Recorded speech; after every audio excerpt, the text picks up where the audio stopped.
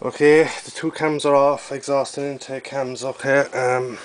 Basically what I had to do to get them off, because I have no cameraman, Joe's on the missing list, the easiest one for me to do was take off the dowels on the bottom of the intake, okay, there's 4 in total on the bottom, 8 on total on each, so there's 16 dowels in total, okay, you'll have 2 on each cam cover.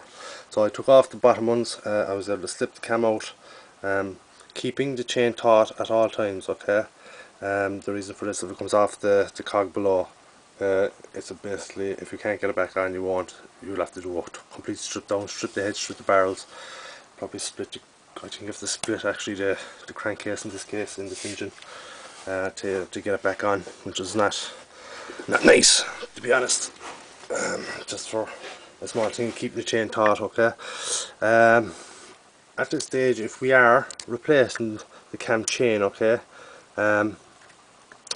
a very easy trick of the trade here, right, replacing the chain, basically grind down the pin, split it, okay, so you'll have 2 pieces, keeping it taut all the time.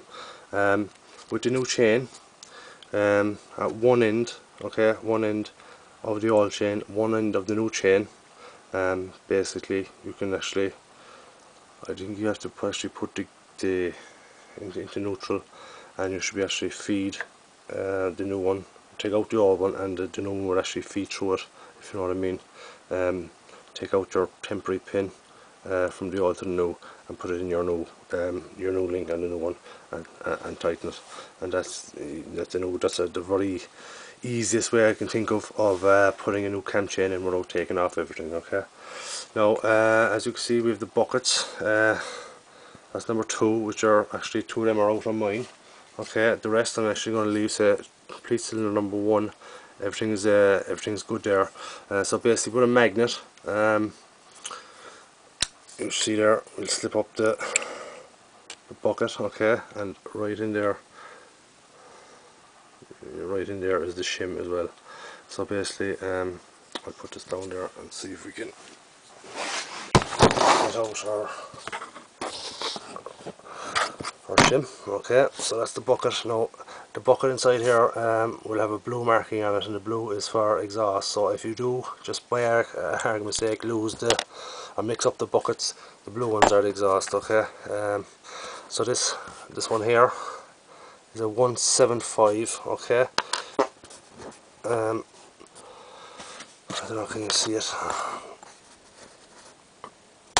Oh, sorry about this now. Try to hold it with this one, okay. No, you can't see it, okay. That's a 175 shim. Now, my case is that it's -2 tight. So basically, you got your guide, which you'll find here, and 175 in the exhaust, okay. So 0.2 to 0.3, 175 clearance, okay. So I want to go to the latter again, which is 0.3, okay. So I have a 175 shim with a clearance of 0.15 being the worst, okay. So 0.15, so I've on the guide here is a 0.13 to 0.17, so I'll go across. Try this half meter if I can. Okay, so that's basically the guide. Now I think there's another way of doing it, it's just -20 off your shim, or -30 off your shim. That will actually give you the same readings as what I'm going to get here. So mine's reading 175, which is here, and I want a reading of 0.3, so I go up to get, that's a -10, so that's a 0.16, it's a 1.65 shim I need, or a 165 shim for that, okay.